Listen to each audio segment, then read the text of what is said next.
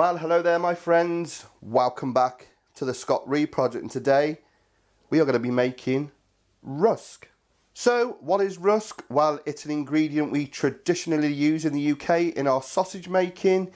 It's a binder, it's a filler, it also helps to fuse the fat to the lean, but its winning attribute is it locks in all that fat, locks in all that flavour, keeps it in the sausage, ultimately gives you a beautiful, flavoursome, juicy sausage. So this stuff is readily available in the UK. You can get it absolutely anywhere. Now I know in parts around the world, especially in the US, you cannot get this for love nor money. So in front of us then we've got two glasses. One is a commercially made shop bought rusk, the other is an SRP rusk. Anybody want to take a guess? Now, I've been online, done some research. There are not many recipes on making rusk, and the ones that are there are so many variations. It's so confusing. I thought I would do a video and show you guys and girls how to make it. So without further ado, let's do it. Which one's which? Okay then, so the ingredients for our homemade rusk are a pound of plain flour, a pound of flour, 454 grams. I've got 250 ml of cold water. I have got 5 teaspoons of baking powder and a good pinch of salt. Really, really simple to do. Just put your flour, your salt and your baking powder into a sieve and then just sieve it.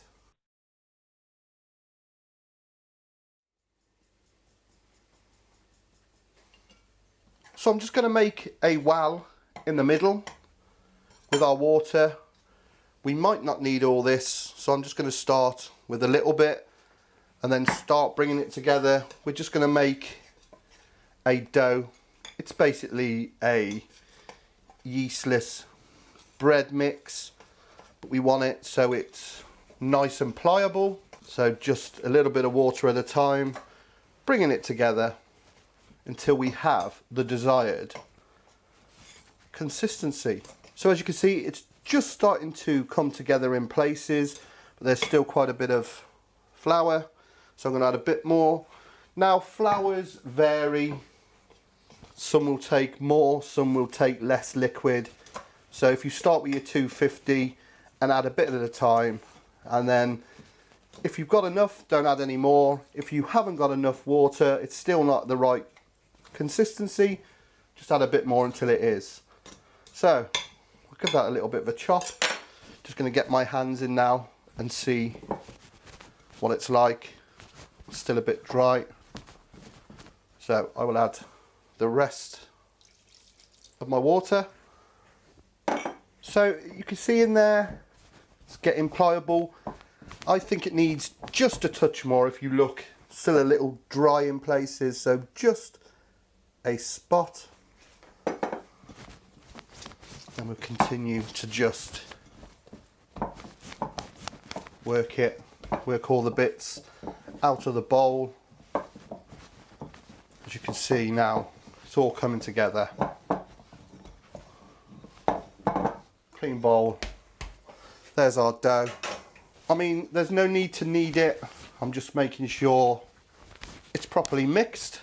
And what we need to do then is to roll this out to about 1/2 inch thickness.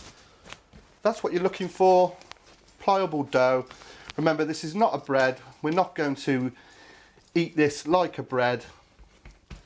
So you're looking for something like that. You can see it's got a bit of spring in it. Nice and pliable. Right, let's roll this out. Need to get a little bit of flour down on the surface, and then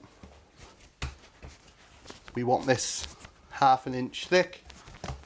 So I'm just going to flour up my pin and then just roll it out. Now I have got my oven preheating, gas mark 8. I'll put the conversion up here.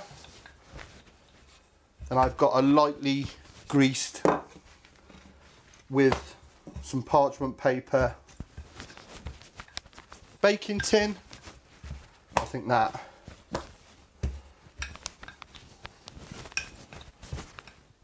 is pretty much spot on.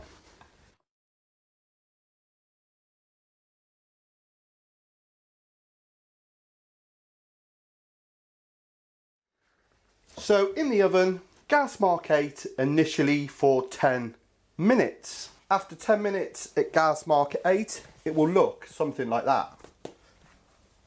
Now what I've done is I've lowered the temperature of my oven to gas mark 5. Again, I'll put the conversion up here. Now what we need to do, as you can see, we got us a nice dough. We want to just cut into it about 1/2 inch strips all the way through. Now the reason we're doing this is we've lowered the temperature of the oven. We are now going to put this back on our tray, and what we need to do is to really cook this again and dry this out. As you can see, it's quite spongy.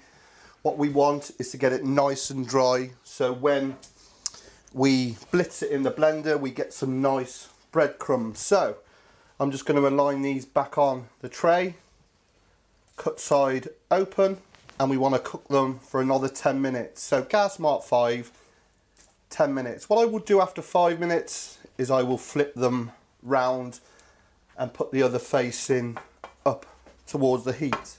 It doesn't matter if you get any breaks. Remember, this isn't a bread. This is going to end up as breadcrumbs or rusk.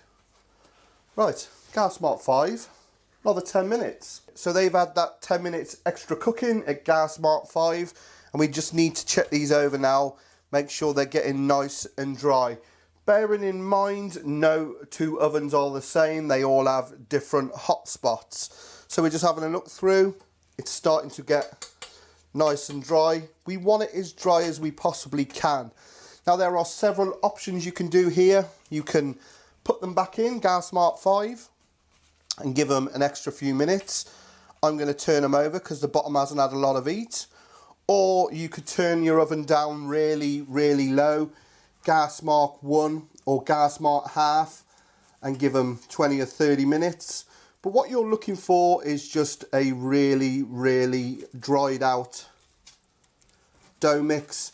I mean, you can leave them like that if you want to, leave them overnight, let them stale and then blitz them down. But I want to get these done in one to show you how I do it. So I'm just going to put those in the oven for another 5 minutes and then we'll check them after. But you can see how it's changed. It's getting quite hard. It's getting quite dry if you look in there. So yeah, another 5 minutes I think will do it. Right, they're lovely now, as you can see. Nice and hard. Not too much spring in them. So what I'm going to do, I'm going to turn the oven off and I'm going to put these back in until they've cooled down, and that residual heat will just finally dry these out and we can get them blended into our rusk. It's that simple. Like I said then, they've been in that residual heat in the oven. What I'm going to do now is put them through my trusty Magi Mix. This is a proper antique, a great bit of kit. I got the grating blade on and I'm just going to go through them.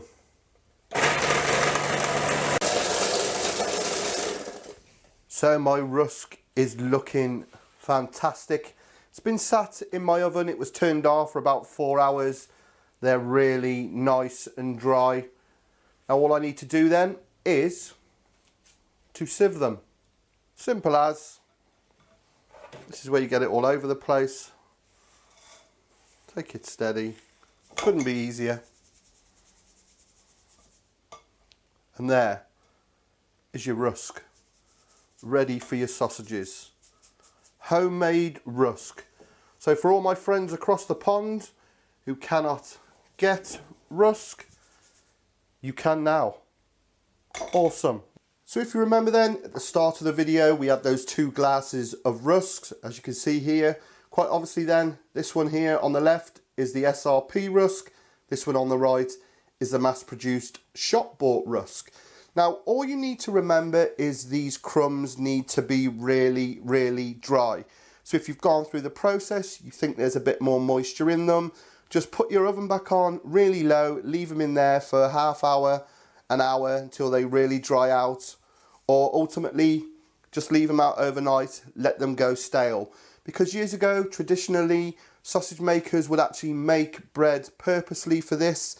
They would make it daily, fresh, and then leave it for 2 or 3 days to go stale, and then grind it down to their specific grade. Now, when we talk about grades, as you can see here, this shop bought one, this is what we call a pinhead, the finest one. They come in 3 grades. There's large, medium, pinhead. What I've made here would be a medium, so if you want to make it a little bit finer, just put it in your blender and blitz it again. But as you can see, it's looking mighty fine. So how do they perform? Your rusk will take 1.5 times its weight in liquid. So traditionally in our sausages here, water, unless you're making like a pork apple and cider where you use cider, or in my venison sausages, I use red wine. Either way, if you put in 2 ounces of rusk, you could put in 3 ounces of liquid. And this is what it looks like, shop bought, SRP. So once you've made your rusk, we need to store it. I find the best way is to put it in bags. I've double bagged it and I keep this in the freezer. Now this has been in my freezer for a month. Absolutely perfect. And what I tend to do is I tend to weigh it out into specific weights for my sausage making, and then bag it up and just keep it in the freezer. So there you go, my friends. For all those around the world who can't get sausage making rusk, just make some yourself. You won't regret it. And the beauty of this recipe is you can times it up, scale it up. So make a batch, 5-pound batch, and then put it in pound bags or half pounds and store it in the freezer, and you've already got it to hand. Job is a good one. Well, I hope you enjoyed that episode of the Scott Ree Project and you found that useful. Please do, if you're into sausage making and you can get rusk, give this a go. And if you've enjoyed what you've seen here today on the Scott Ree Project, be sure to click on my face here. Subscribe to the channel, it's free. I release a video every week. I've also got an amazing back catalogue of all kinds of goodies. I think there's 350 videos. Also check me out on my social media on Facebook, Scott Ree, click follow, or on the Scott Ree Project page. Also on my Twitter at Scott Ree Project. And if you're feeling generous, check out my Patreon page. So until next time, my friends, take care, all the best.